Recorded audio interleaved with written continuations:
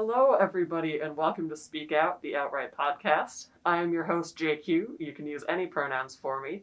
And I'm joined today by Rainer and Augustine. Please introduce yourselves. Alrighty, hi, my name is Augustine. I use they, them pronouns, and it's a pleasure to be here. And I'm Rainer. I use he, him pronouns. And today, in honor of Asexual... Is it Awareness Week or Yes. Visibility Week? Oh, awareness. Awareness Week. We are doing a special episode themed around the asexual spectrum. I am joined here by two people on that spectrum. I myself am not, as far as I know. So I thought this is just going to be more of like an interviewing type episode. So Augustine, if you wanted, I know that you said you had research that you're doing about asexuality. Do you want to talk about that? Yeah, so basically I'm doing a departmental honors thesis right now, so it's kind of the gender 198A, 198B, 198C sequence, and my advisor is Dr. Grace Hong, and basically we're kind of evaluating asexuality as sort of like its potential to be a radical feminist and queer identity, and that kind of determines that like asexuality does belong in like the queer community, and sort of like advocating for asexuality to be seen beyond a binary, especially in terms of intersectional factors like race and ethnicity. That's so cool. Wait, so... Sorry, I might be just No dumb, but worries. can you expand what you mean by it being like a feminist identity? Oh, I mean, it's interesting because I know some people are sort of like, there are different like poles of like feminism, so there's like sex positive and sex negative, and in many cases there's a lot of discourse in feminist communities about sort of like what would be sort of like a sex work, like is that like feminist, you know? And so asexuality, I know some people can see it as like prudish, which it's not, like that's a stereotype, or like some people might sort of see like asexuality as like antithetical to queerness, as in it's not a queer identity because it's the lack of, when truly it's not.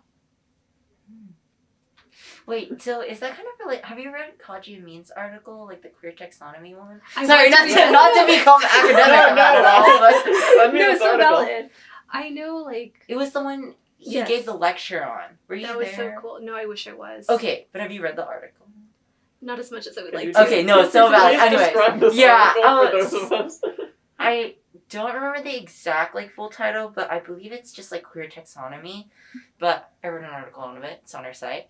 But it has like a part where it talks about asexuality and how like it's often like excluded from like discussions about queerness because if you like or like labeling makes it just like another identity, but asexuality actually has like a disruptive power to like overturn like our entire society's like conceptions about sexuality, because like if you say asexual is just another identity, you're just saying it's like the lack of like sexual attraction or whatever, and then that's just kind of like letting it just be its own thing.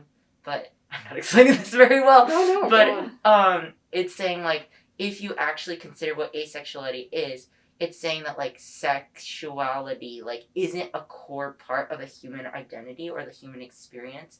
So it like kind of disrupts the idea that like sexuality is one of the like defining factors of being like a human and what like identity is. Yeah, that's what Kaji Amin was saying in his article. So I feel like it was related to what you were saying. I don't know if that's like I'm reading your like No, I think research so. right, but It's like such a it's such a cool perspective. It is a And queer perspective. it is a queer perspective.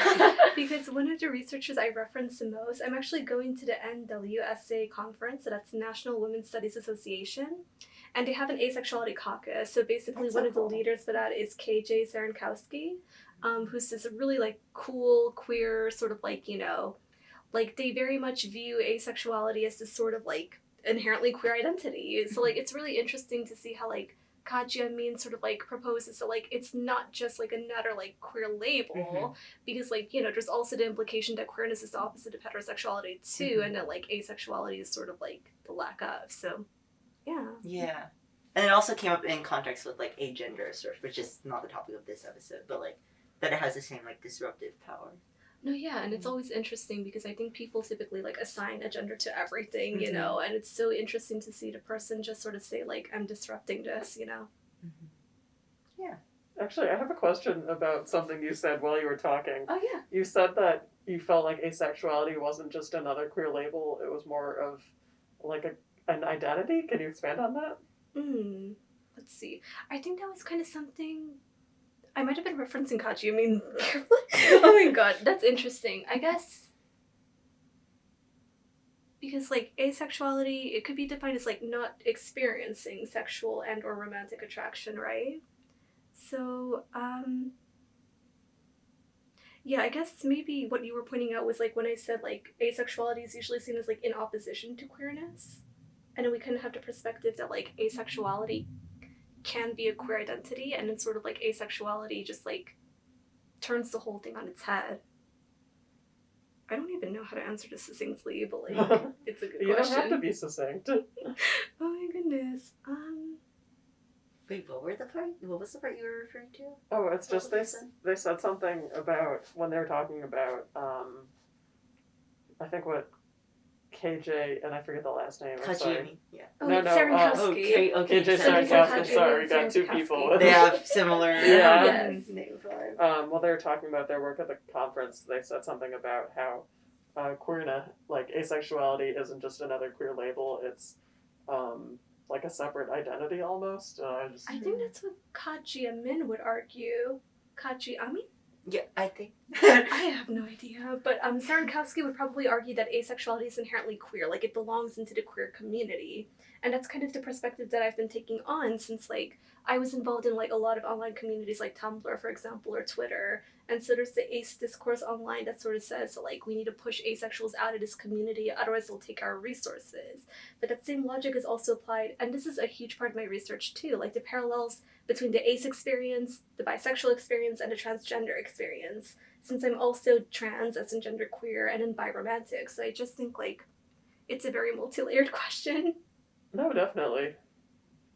I'm curious about like the parallels. Like, can you expand more on that? Yeah, I guess like when I was framing my research, I was thinking of like the exclusion part of it, Mm-hmm. but then there's also like the expansion of like, because there is sort of like homonormativity, right? And so we have heteronormativity, in which sort of like queer people try to like assimilate into like heterosexual structures. And one example of this could be like the debate on queer marriage, right? Like should like two women be wedded or two men? And so I guess like what's really like interesting about that is sort of like, you know, like with bisexuality, like a lot of people think of it as like you can only like be attracted to one gender, and an Well, asexuality is like, If I Yeah. can, I see where you're going. It's sort of like the stereotype where it would be like, oh, like lesbian until graduation, when you're actually you've been bisexual the whole time. that's Or it. it's like when people see like one part of your identity and then you express another part, they assume that you've been like faking it the whole time. Like the whole thing where if you're asexual and not and like sex neutral or something and willing to have sex sometimes, people assume that you're like lying And that's like and parallel like stealing resources. between being like bi Yeah. and ace. People just assume that you're like making stuff up. You like lying, Yeah. lying for fun. That's actually a parallel I've never considered. Oh, You added something else. I was like, what the whole point you were Oh my making? goodness, no, but like that's so. I love that because like I think what you're kind of alluding to too is like asexuality, bisexuality, and being transgender break down a binary inherently. And when people see Yeah, you that's violating that binary instead of questioning their foundational assumption, they Yeah. assume that you're the problem. Yeah. Oh yeah, so actually from what you were saying, Mhm. you felt like your research really brought together your asexual and biromantic and genderqueer identities. Do you feel like your asexuality influences any of that at all? Yeah, absolutely. I guess like for my asexuality and biromantic identity specifically, like in terms of the split attraction model, I would say like I'm asexual and probably sex positive. And then like for my romantic orientation, I am biromantic in the sense that like I'm attracted to pretty much anyone of any gender. Well, it's so funny. Like I think I described myself as like milk percentage attracted to like cis het men until I came to the realization that like trans men are so beautiful. They truly are. Oh my god. And so like, you know, then I had a realization. But for the most part, I would say like I'm attracted to like women, femmes, like non-binary people who sort of like express themselves in a more like feminine way. But like, you know, in terms of like the asexuality affecting like the biromanticism, it's really interesting because like I think, oh my gosh, when I was on Tumblr, like I identified as like every letter of the alphabet until I hit asexuality, and then I was like, this is such a mood. Which is funny because A is the first letter of the alphabet. Yep, and so like it's really interesting actually because I guess like in terms of my asexual identity, that was like the last option for me, but it also became such a core part of my identity that it really informed other parts of my identity. And so like it's really interesting to see how like, you know, like my asexuality, especially like the gray romanticism, like, you know, because I think there's also the assumption that bisexual people are hypersexual, and so it's almost like people really pin these two identities as like polar opposites when truly they're not, you know. That's interesting. I don't know if your place on the A spectrum is influenced by any of your other identities.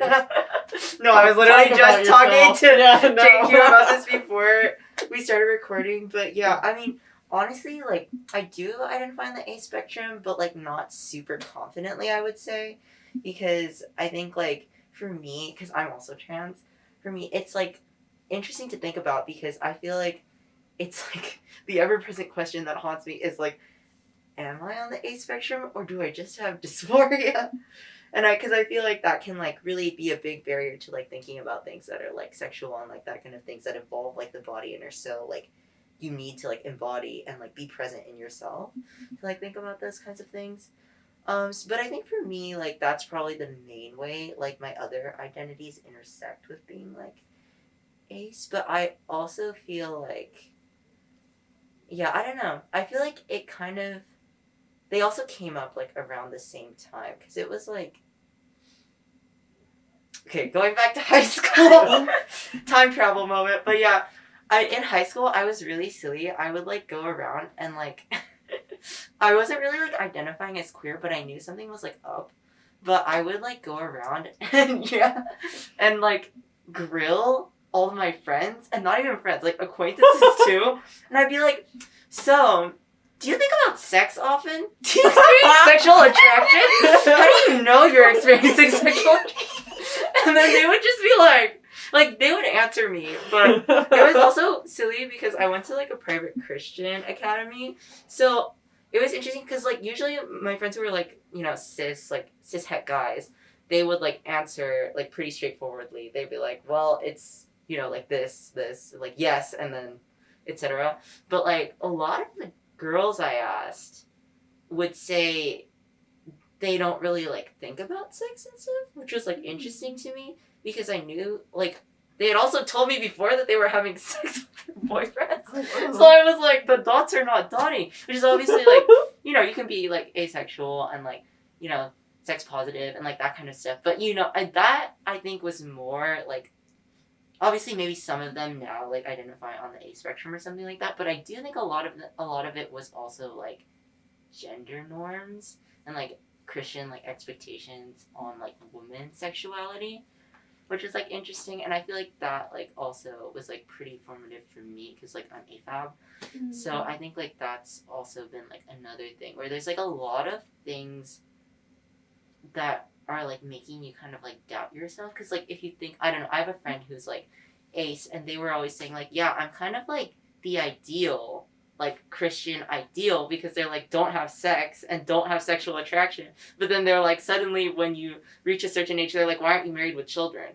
And so they're like, yeah, it's kind of like a weird, like, in-between space, and I feel like that's also been something that's, like, affected, like, the way I've, like, come to that, like, journey and, like, that kind of thing. That's actually so illuminating. By any chance, did, like, the cisgender and heterosexual guys, did they define, like, their sexuality as, like, a physiological response, or, like... I don't remember, like, super clearly, but I think they would just be like, I don't think any of them were like, yeah, and then I get a boner. But, okay, good to know. maybe they did. I don't. I'm just thinking, like, at the time, they think this, like, girl they kind of know walks up to them and is like, yeah. It's like, hey, I got some questions for you. how often do you feel sexual arousal? But no, like, the libido and, like, asexuality spectrum, you know, divide. It's really interesting. Right, yeah. I think most of them, they were just like, yeah, I think girls are hot, and I want to, like, make out with them and also have sex with them. It was kind of more like that, which is, like, what you would expect, Cool. I think. Yeah.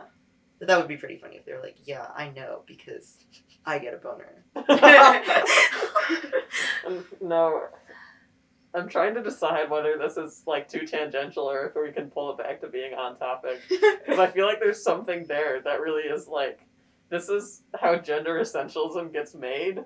You know, like you don't start out with a gender essentialism, but then by the time you reach high school, you've been like so exposed to purity culture with two vastly different sets of norms that you can't like ungender essential yourself almost. Like it's very difficult.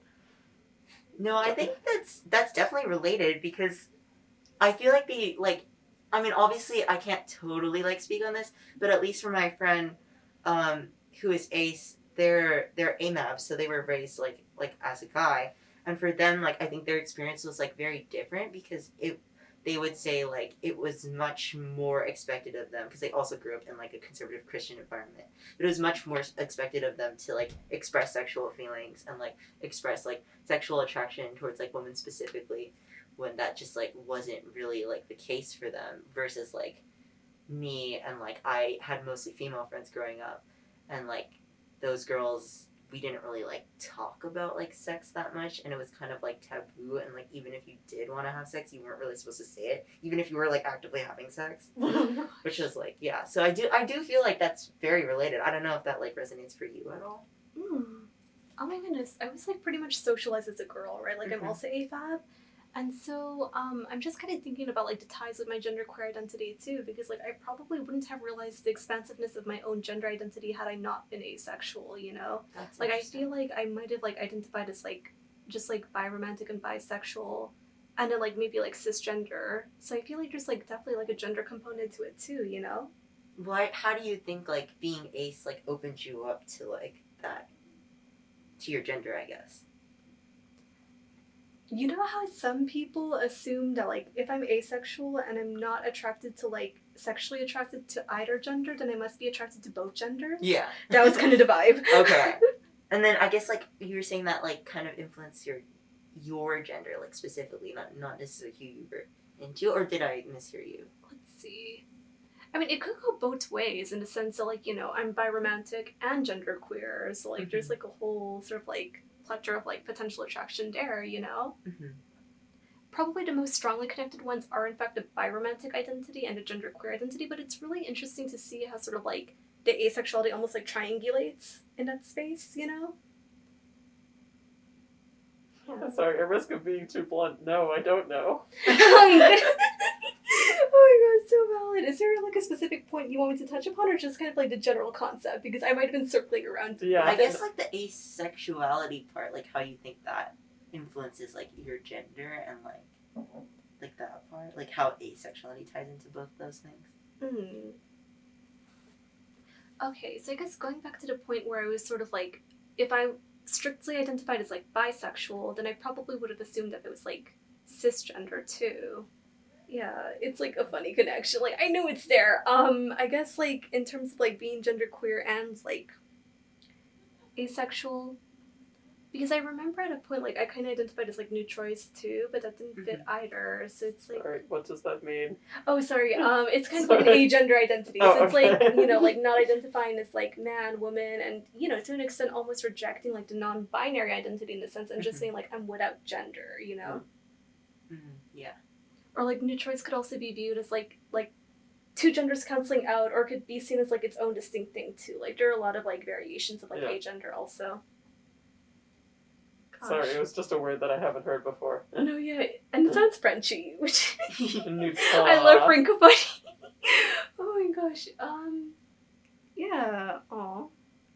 I guess if you want to like ponder on that further, that just made me think about like, I guess like for me, like I feel like aromanticism and asexuality like also intersect.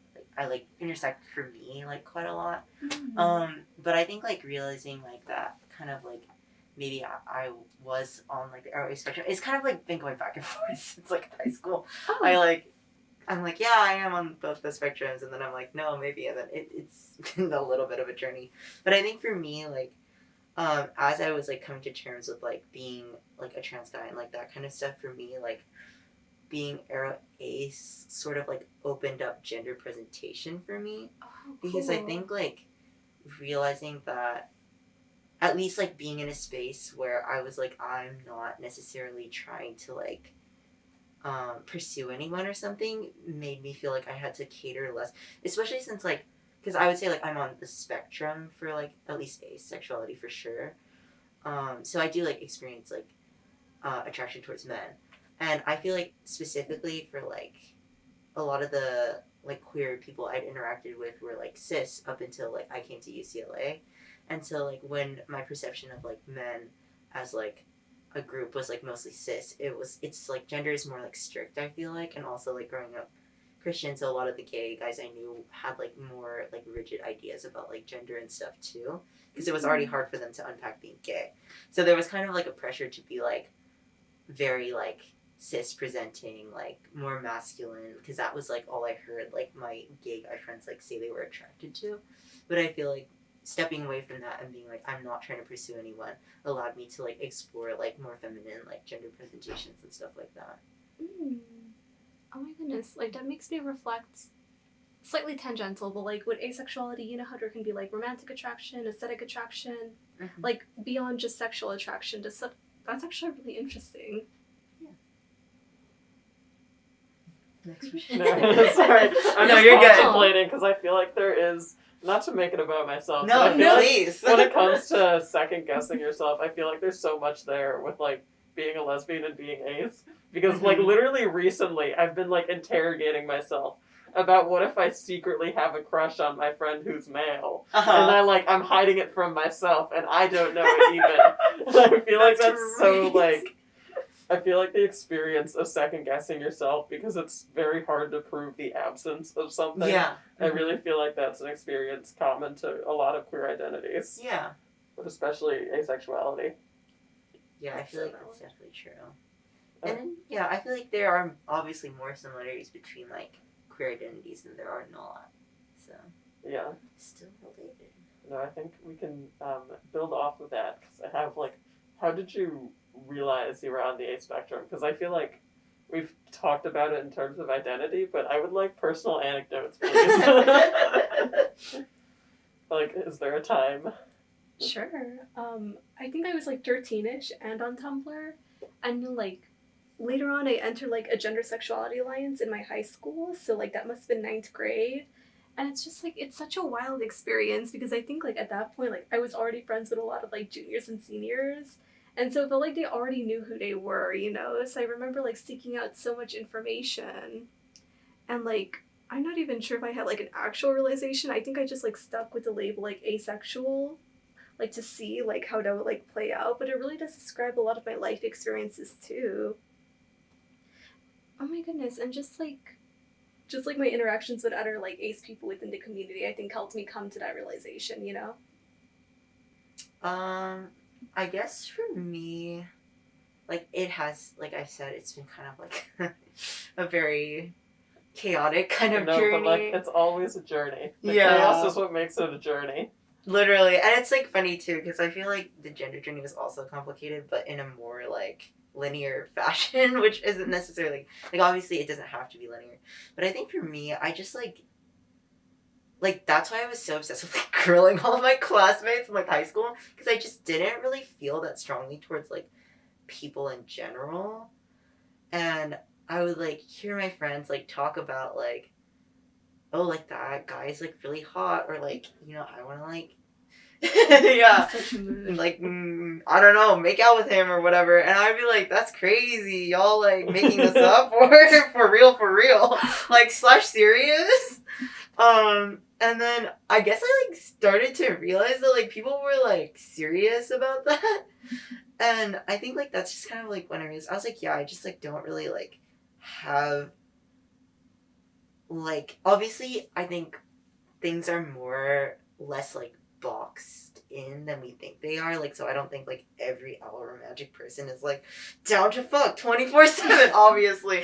Right. But I started to realize that like people did experience like sexual attraction, like, and it was like a pretty influential thing in like their life that was pretty like, I don't know, like like not constant, but like it was like it came up more, and I was like, yeah, that's just like not really like my experience. I think it was just like a slow like, yeah, like something. And, like, people would always point out to me, like, in high school, they were like, you never talk about, like, guys. And I was like, well, there's a lot to unpack there. But part of the reason was, I think, like, the A spectrum stuff. So I think, like, yeah, I think it was just, like, oh yeah, I just, as people like started to talk about more, being like, yeah, I just don't, like, I'm not like other girls. But yeah, and then it was kind of more like serious. And not like other girls' experience. Yeah. And in a sense too, like the allo or sort of like non-asexual communities, like what really defines like sort of like an allo identity is like the frequency and intensity of sexual attraction. And then you're just kind of like, oh my goodness, that relates so much. Mm-hmm. Yeah. It is interesting. Anyway. Yeah. Ooh, we can do the asexual representation in media one. I feel like that one's fun, and also we can do discourse. So true. I'll cut this bit out, I guess, but I cannot believe you're like, we need to have more discourse than outright type of discourse. Hello? Yeah, no, I just think we should be more controversial, but not in a bad way. Yeah. I feel like anytime someone brings up the asexual discourse TM, it's to have the most rancid take I've ever heard, though. No, I meant in the way where like we dismantle why discourse is like stupid. Yeah, so true. Where it's like, if queer youth knew their history, we would not be discoursing about these silly things. Have you seen that photo of the Pride March in, I think, like the early 90s? That's like the giant banner saying asexuals like marching here. No, I don't I think don't so. know. But It like So cool. makes me so happy. I'll see if I can find the photo. yes, like overlay. Yeah. The whole discourse thing though, like I seek to invalidate your identity. It's just like, why do you have to do that? I'm just like curious, I guess, is obviously like, well, I guess not obviously, but I was on Tumblr too. Yes. No, yeah, everyone here is on Tumblr. Alyssa may be excluded. She's off camera. Were you on Tumblr? Oh really? That's so Yeah, okay. bad. You saved yourself. 1 in 4 queer people was not on Tumblr. I'm sure you have the facts and the stats. Yeah. But yeah, I think like I definitely saw the ace discourse as well on Tumblr. But I'm not sure if I've ever encountered it in real life. I'm just curious if like what your experience have been. Like obviously I've received like, or I've heard people like invalidate like ace identity. Right. But it's mostly been like non-queer people, but I'm just like interested because I don't really talk to people about it that often. I'm gonna be honest. I guess from like my standpoint, because basically since high school and then during community college and now even at UCLA, like we have Queer Alliance, right? Right. Going back to community college, we had the Sexuality and Gender Acceptance Club of Mount Sac, so it's called Saga. Now it's called Pride Club. And back in high school, I had the No Hate GSA, right? It's funny because like those like aphobic practices, right? Like the kind of like aerophobia, like, oh, like you don't like romance and you're like destined to like, you know, be in an unhappy relationship, or like, you know, like why can't you just like this thing? And then like, you know, like ace phobia, which is sort of like specifically towards like the sexuality element of it, like, oh, like, you know, like all of that like aphobia, it doesn't really exist in like gender sexuality or oriented spaces. And like it's really interesting because I think like it's very like restrained almost to the online discourse because people just think they can get away with saying that sort of thing. And you know, maybe it just makes them feel good to like police identities in that respect. But I think most people have been pretty constructive in my experience. That's so maybe good. that's why you haven't like encountered it as much in person. Yeah, I guess it's just like the chronically online brain rot. To It's causing extent, people yeah. to be silly online. That, and I definitely feel like it's gone down in how toxic it is. Yeah, I agree. Like, I feel like I'm watching like the mushrooms come back after the UK fallout in terms of like ace community. That's okay? good. Yeah, no, I definitely think that's true. I guess we kind of got sidetracked from the ace representation. We were Question. fulfilling your vision for outright. Oh, That's so true. One last I don't want chaos, I promise. Yeah, one last comment. One last comment about the ace discourse.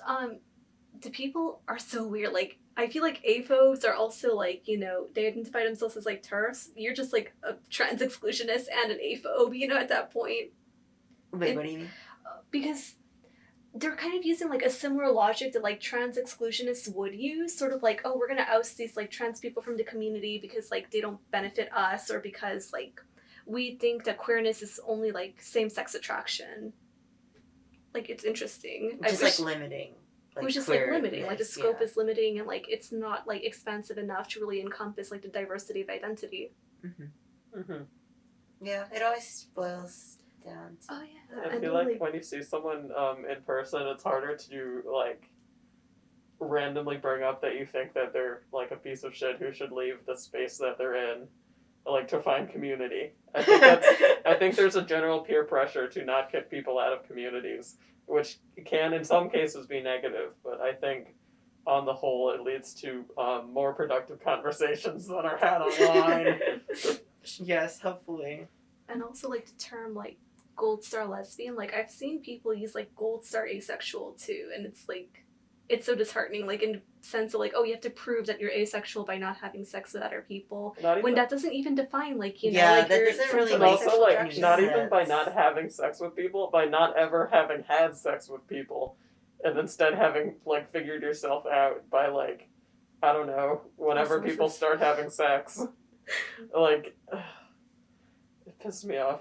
It does. This Like is- that this- expectation that people always have to know from the get-go anyways, you Yeah. know? Like having Mhm. one prior relationship with someone who's like man or male identified, like that doesn't exclude you from being a lesbian. Like just obviously your personal sense of identity and your future. Yeah, Yeah, that's definitely true. and like maybe you only come to an asexual identity later, and like even if it's like related to trauma or something, that's still a valid identity to have, even if your identity has objectively and measurably changed over time. That doesn't mean that you're not queer now. It just means that maybe previously you didn't have this identity and you weren't, like, you didn't feel like a part of the queer community. Yeah, and especially like not having access to those terms, especially, you know, like how do you know that you're asexual if you don't have access to the word in the first place? Yeah. Mm-hmm. Yeah, no, I think that's like such a good point to bring up because I feel like we were talking about earlier with the you were saying like bisexual like identity and like asexual identity has like a lot of overlap because people doubt them so often, and I think like that's such an important thing to bring up is that even if you do like change your mind later, that doesn't invalidate the fact that you're like that you were ace at that time and that was the word that like served you, and doesn't mean that like other ace people are going to like change their mind later or something like that, which seems so basic to say, but I feel like Oh, yeah. that's something that people are like scared of. Like the No, labels yeah. serve us. We Yeah. don't serve those labels. Exactly. Yeah. And yeah, I mean, and just going back to like the whole thing where it's like it's important also to realize that people can figure it out later, but also that people don't ever have to like have sex to like figure out they don't want to ever do it, or like that's not what defines asexuality. But I feel like that's also like a pressure people put it like, oh, just try it out once, or you like find the right person, like haunted. But yeah, Not I'm to like, that's the right person. no, literally. Oh, That's yeah. that's the Cursed. common one that like every like I feel Oh. like every sexuality like that's Yeah. queer hears. Someday we will be free. Yeah, hopefully. Peace and love. Peace and love. Let's talk about something happy. Oh, the let's, representation maybe? yeah, but, let's do the representation one because now I'm depressed about how queer liberation is so difficult No, cast it from your to heart. achieve. SpongeBob makes me happy. I love the emphasis on platonic relationships. Like he's so in love with Patrick in the same, well, actually not in the same way, but like the way he's in love with Patrick and the way he's in love with Sandy and the way he's in love with Squidward, like it's just so wholesome. I haven't seen SpongeBob. I also have never seen but I SpongeBob. What? trust you. Okay, I mean, my personal headcanon for him is that like he's probably homoromantic. I haven't decided if I like Squidbob better or SpongeBob and Patrick. I never really thought of it from like a shipping perspective, We're and going that's to why get it's so. embroiled in such a whole new discourse that like I can't even imagine. I'm so sorry. I must be so chronically on Tumblr because of the whole relationship dynamic. Oh my gosh. But like, I definitely see him as like being very asexual. You know, like, Yeah, I'm gonna be so for real. I don't have takes on ace representation. I think it's important. That's my take. But yeah, I don't. there should be more. Yeah, there Yeah. should be more, definitely. Yeah. Let's You know, I see. was really surprised at how many like random examples you came up with. Question mark? Because A, I've never heard of any of them except for SpongeBob. I have heard of SpongeBob even if I have not watched it. And B, I feel like a lot of times when people talk about like headcanon characters as ace, I feel like there's a lot of like non-human characters that come up, especially Mhm. like Robot. robots and stuff. Yeah. Which is like Alien. a Yeah. whole other can of worms that's like I feel like it just does really tie back into people seeing sexuality, like sexual attraction specifically, as an integral Inherent. component of humanity. Yeah. Being human. Yeah, wait. Okay, never mind. Maybe I do have takes. 'Cause, No, yeah, you that's totally like, have takes. yeah, that's so real. I feel like. Okay, never mind. It cast from my mind. Now I just remembered that like, what's her face from the Owl House's Airways? Oh, the Lilith. old lady? Yeah, Lilith. No, Oh, not no. Ida. The Ida's other sister. one, her sister. Oh, The one cool. with the No, black I also hair, I never think. watched the Owl House. I watched one episode of the Aw. Owl House It's a with cute my show. ex-girlfriend, and then I didn't like it. Oh, that's so valid. Anyways, but she is Aries, I think. Yeah, For sure. and I think Peridot from Steven Universe is also Mhm. Aries. Yeah. I feel like the Is red. that the green fellow? Yeah, the The green triangle. one. Is he, The like, triangle he's one. like angry? The Yeah. perpetually angry small one, I yeah. also never watched Steven Universe. But it's interesting because, like, in that specific fandom, there's, like, discourse because a lot of people shipped Lapidot, which is, Right. like, Lapis Lazuli and Peridot. And then, like, so many people were contesting, like, would this relationship even work if Peridot were Ace? And that already comes with its own set of problems because, like, Was y'all are Peridot completely... Airways? I Canonically? believe so. Oh, I think okay. they confirmed it outside of the show. Yeah, but like, word of God, it's so fake, except for Yeah, when I personally truly, agree with it it. feels and so that's canon. performative. Yeah, exactly. I guess the point I'm trying to get at is, like, people neglect, like, queer platonic relationships so much. They don't identify these relationships as valid, and it's just, yeah. Yeah, I feel like the reason why we need more like ace representation is because I'm seeing on the notes like Isaac from Heartstopper and stuff, and like the ones we've also discussed. I feel like there's like a thread, like not only the not human thing, but also like nerdy. Yeah, it's And- sort of like socially inept. Yeah, and I feel like that is also like, it's always not a good thing when representation is like across the board the same because it like fails to capture the breadth of the human experience or whatever. It's And yeah. so monodimensional, and also the exclusion of people of color from ace representation. I've noticed that a lot. More, I feel like people are more inclined to say a white person is asexual and that's acceptable, and yet this person of color equivalent can't be. I feel Yeah, like- or like East Asian coded characters are often like categorized as like sex. No, Also. yeah. So I feel like there is part of that where people are hesitant to, and this is going to sound insane, to like give characters more than one marginalized identity. Because it's like, oh, that's so unrealistic. How can you be a person of color and asexual? Like, fellas, make more friends. Yeah, no, that's real. And also like the hypersexualization of like black and brown people especially, I feel like ties into that too. And what's interesting, not only the hypersexualization, but the de-romanticization. Like, they don't have a romantic orientation, and yet, like, they have, like, a high libido or, like, a very sexuality-oriented.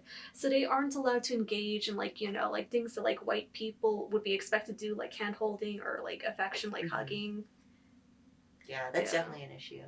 Yeah, and I think like, I don't know, this is kind of going back to like the Uh-huh. previous part of the conversation, but I think I would like to see more like ace characters who are like, not like, I mean, I guess like sexy, like, but like not in a way where like Yeah. it's like, oh, they're having sex and they're ace, but like that could be too, that could be cool too, but like just like they don't always have to be like nerds. Yeah, Yeah, I ace think- characters that people could be attracted to who also are not aliens.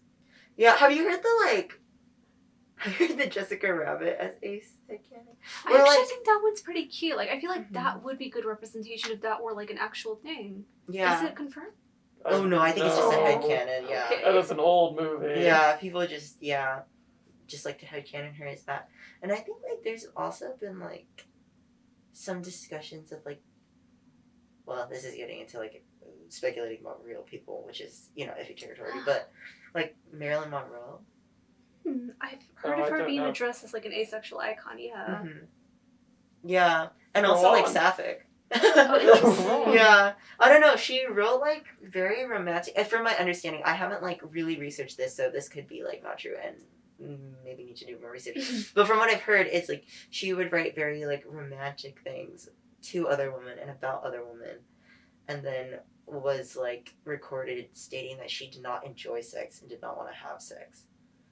So either like sapphic or like ace or maybe both, which I think is like kind of slay because you know she's like one of the biggest like sex symbols of like Ever. America, Current, and modern, yeah, ever. exactly. No, I just, like, it actually hadn't occurred to me how much, before, like, identifying as a lesbian was like a socially known option. Because if you're in like, I don't know, 1860 or something, and you don't want to have sex with men and you're a woman, there's like not really, that's like, being expected to have sex with men is such the defining aspect of your sexuality on like a cultural level that it feels like rejecting that has like a lot of commonalities apart from the existence of sexual attraction at all. Like overlap between like lesbian Yeah, women's between, like, experiences and sapphic ace and- women's yeah. like experiences. Yeah. No, that's definitely true. And what's interesting too is like I feel like being a lesbian is a very hyper visible identity, at least in like modern society, you know? Like it's a very like for example, like cisgender men turning to like lesbian porn, right? Or seeing like lesbianism as like a porn category, like yeah. And like asexuality in contrast could be seen as like this very like invisible or often overlooked identity. True. Have y'all watched Sex Education with like? I've seen everything except the latest season. Oh I shoot! assume I'm I've gonna never spoil watched it. any media. I really watch any media, so you are all good. Have you heard of the character O? I remember there was like one scene with a character that was Ace at some point in the show. Are they fleshed out more? Because I heard that storyline was cut more than it was supposed to be longer. It was supposed to be longer. But I haven't seen the newest season. I'm familiar with kind of like the news and the speculation surrounding it. So apparently there's this like really great era ace advocate and activist named Yasmin Benoit. And so I believe she's like British and she also identifies as Black. She's really cool actually, and like she actually highlights this sort of like asexual as a sexy, I just wanted empowering. to interview her. She is so cool. Oh my gosh, we need someone like that. And so I guess like what's interesting is just like the sense that like Benoit was like sort of like, I'm not sure what you call it, but sort of like, you know, helping with like writing, a consultant basically on behalf of like the Aero and Ace community. And so yeah, a lot of storylines were cut for like O's character. It must have been really disappointing, you know. But it also highlights how like asexual so they representation. were showing it. The show. Yes, That's really exactly. cool, yeah. But the thing is, like, O's representation must have been disappointing, but it's also, like, does asexual representation need to be perfect, you know? Because, like, heterosexual representation certainly isn't, but it's allowed to be, you know? Yeah. I mean, I think you're making, well, actually, I don't want to cut you off. No, go ahead. I was Okay. completely about to change the topic. Like, Oh, okay. completely. I mean, I think it's important to acknowledge that heterosexual representation. It feels weird to use the word representation. Oh, gosh. The straight But rep. yeah, the straight rep, like, doesn't have to be perfect to exist. But I also think you're overlooking that a lot of heterosexual representation should be critiqued for being, like... Okay, I I'm falter so to... lost. What's I happening? think I see what you mean, though. You know how, that's like, a valid... Twilight Wait, was a wait. mega blockbuster and Right. has a deeply unhealthy straight Yes. relationship. That should be critiqued also. Yes, I There's- agree. Critiquing is not a zero-sum game. And just because I think we should have, like, less heterosexual representation doesn't mean that the asexual representation that there is now is, like, I think I see what you perfect. mean. Or that the studio shouldn't be critiqued for the storyline because they cut so much of it and made it an actively worse story than it would have otherwise been. Like, I think that's worthy of critique, even is. regardless of straight people.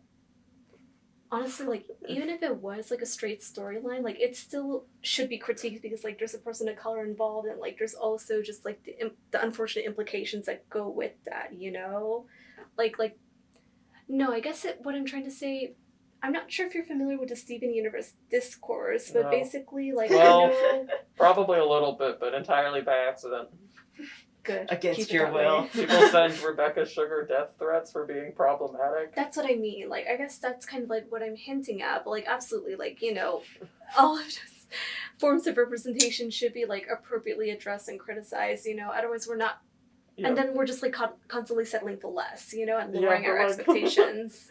I'm not sure the Steven Universe discourse is the best place to make that point, though. You know? I don't think Rebecca Sugar should have received those death threats.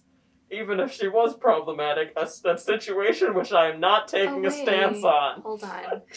Honestly, I watched that whole show and I don't even have opinions on it. Oh my goodness. Okay, should I change the topic now? Yes. Okay. Okay, now your topic changed. Yeah, okay. Not to go back to depressing things, I guess. Oh, hello. When you were like realizing you were asexual, do you think you had to grapple with like, because the common narrative that the society feeds people about like asexual people is that they're like broken for not wanting sex. Is that something you felt like you had to grapple with, if you're comfortable answering that question? Actually, yeah, because so at first I identified as asexual but sex negative, and that was largely due to like a childhood trauma that I experienced. And so I was kind of thinking like, and even now I kind of grapple with like, what will make me whole? Like, is that a sexual relationship?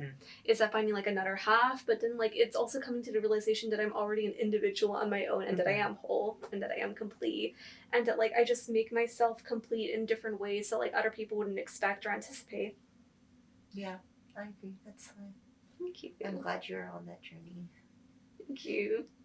Actually, it's weird. Oh my gosh, because like, could you imagine? We are both 22-ish right now, right? I'm You and I? 21, yeah. So Okay, so like 10 years in the future, like a decade later, or even like half a decade, we might be considered asexual elders at one point. close. That's crazy. I don't know. That's a whole other can of worms.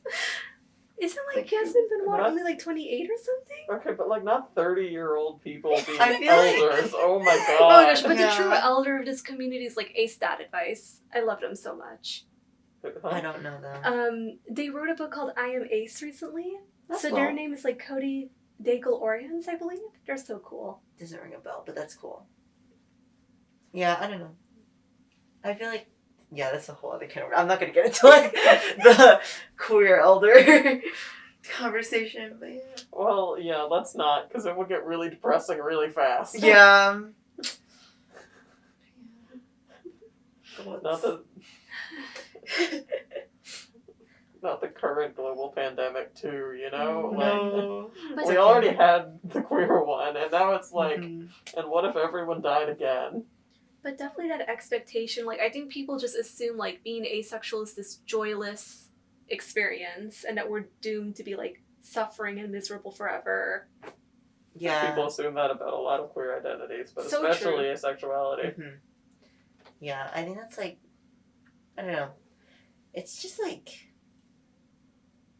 I guess it's just like interesting because I don't know, like personally, if I've ever had the like, oh, you're like broken if you're like not wanting to have sex, whatever, as much as like other people like that kind of thing. But it does kind of like sometimes like, I feel like for me, what was like more like at the forefront of my mind was like, it sounds fun. I feel like, yeah, I was like, it seems like it's like and that kind of thing. But then like, I feel like the well, I guess not to be TMI, we could cut this out if you're like, this is too TMI later.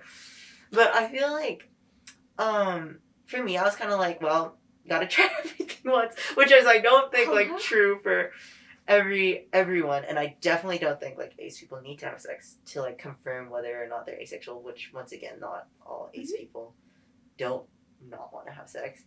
But I feel like it is like kind of interesting to like have open conversations with people who even are allosexual about like sex, and like how it can be like really slay, but it can also be kind of mid.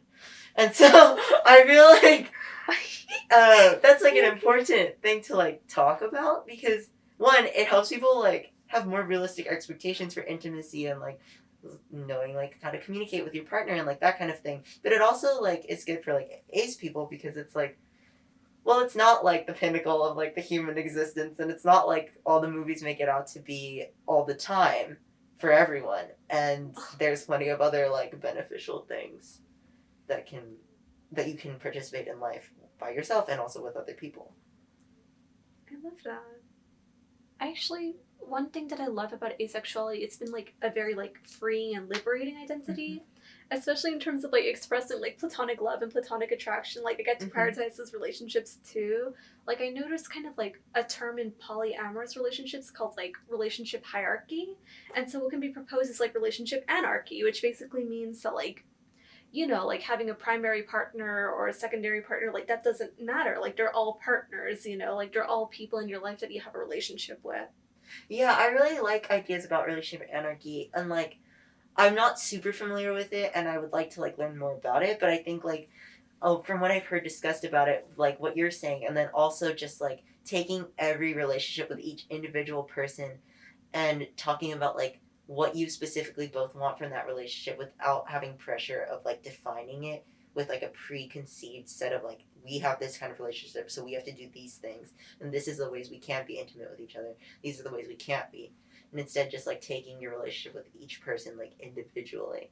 And I feel like that's really cool, and also like I think related to like dismantling like white supremacist ideas about like what relationships should be and stuff, because like obviously like the nuclear family and stuff has been like a tool of like colonization for like centuries, etc.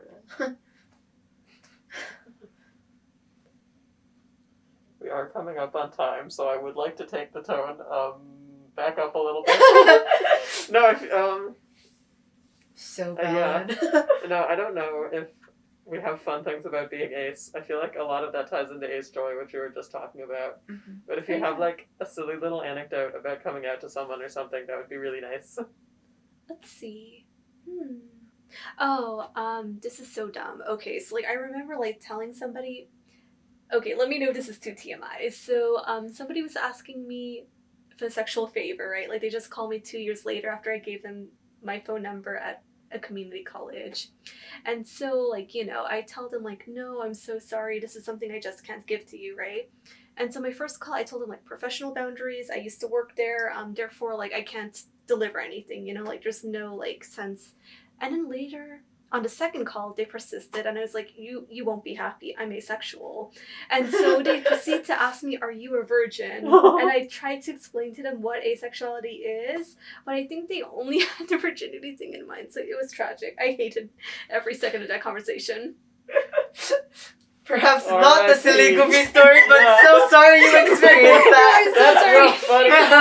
Oh my gosh, Yeah, but that otherwise, is. I a hope he good moment turns that into I've the had, bird. like, I'm asexual. Me too, you know? And then it's all chill. Community. Indeed. Solidarity. Solidarity. I mean, I think it's just, I feel like what was really helpful for me is like my friend who keeps coming up. They were really like helpful for me when I was like grappling with whether I wanted to use like identify on the A spectrum or not. And I think something that really stuck with me was they were like, if it feels like, if you feel like the thing that is being described fits most of your experiences, like that's what words are for. They're for you to use them. And like, so like you shouldn't be worried, because I was kind of worried about like, oh, I don't know, like it's not so like cut and dry. And they were like, yeah, it's not so cut and dry. It's just like you use the words that best fit your experiences, because like you were saying, like the labels are meant to serve you, not you serve the label. Yeah. And I feel like that was just like really encouraging, because they like approached it with such like kindness and openness, and we were able to have like a really great discussion about like asexuality and stuff. And they were like, yeah, like it's totally like okay, like you are the person who like decides for yourself, and you shouldn't worry about like taking up space or something like that, because there's room for everyone. So I feel like that was like a really nice experience I had with like an ace friend. So yeah, community is good. There's room for everyone. Indeed, there is. And with that, I have been JQ. I'm Augustine. And I'm Rainer. This has been Speak Out. You can follow OutWrite on Twitter, Instagram, TikTok, Facebook. You can read our articles at OutWriteNewsmag.org. That's right, spelled WRITE. Thank you so much, and remember, community big enough for everybody.